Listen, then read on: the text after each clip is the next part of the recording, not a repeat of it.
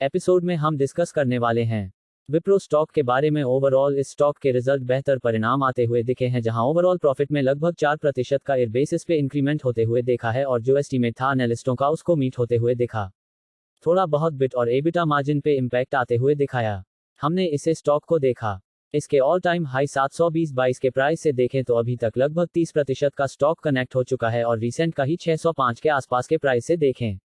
तो 15% की correction recent इसी से स्टॉक में देखने को मिला है और वहां से कंटिन्यूअस डाउन ट्रेंड रहा है। अगेन इसे स्टॉक करके स्ट्रांग सपोर्ट 525 के प्राइस के आसपास का था और उस सपोर्ट को ब्रेक करते हुए स्टॉक देखी है और इस समय स्टॉक 508 के प्राइस पे ट्रेड होते हुए दिख रहा है। प्रश्न रिव्यू बोली से स्टॉक को लेकर के जिस प्रकार से इसके परिणाम बेहतर आते हुए दिखे हैं, हालांकि रिएक्शन क्या होता है रिटेल इन्वेस्टरों का ये आपको मंडे को ही पता चलेगा। इसके बाद ही एक स्टॉप 10 या फिर डाउन ट्रेंड की जो भी संभावनाएं आती है उसको हम समझ पाएंगे, क्योंकि बहुत बार हमने देखा कि अच्छे रिजल्ट होते हुए भी सेलिंग प्रेशर दिखा और बुरे रिजल्ट के बाद भी ये स्टॉक में बेहतर परफॉर्मेंस दिए हैं।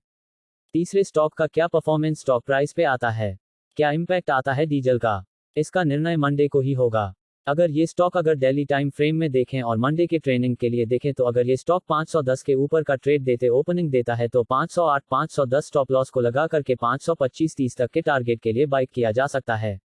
समयला इधर 505 के देखिए डाउन देता है तो 508 10 स्टॉप लॉस लगा करके नीचे के 480 तक के लेवल्स के लिए हम बाइक कर सकते हैं, क्योंकि लेस ट्रेनिंग सेशन में हमने देखा था इस स्टॉक में जब भी रिजल्ट का सेशन रहा है, रिजल्ट के दिन लगभग 5-7% तक की तेजी या फिर गिरावट आते हुए दिखी है। तो सीओलिंग स्ट्रांग अप ट्रेन या फिर डाउन ट्रेन जो भी हो, जैसा कि हमने कहा कि डाउन ट्रेन हो तो 510 स्टॉप लॉस को लगा करके सॉर्ट करना है,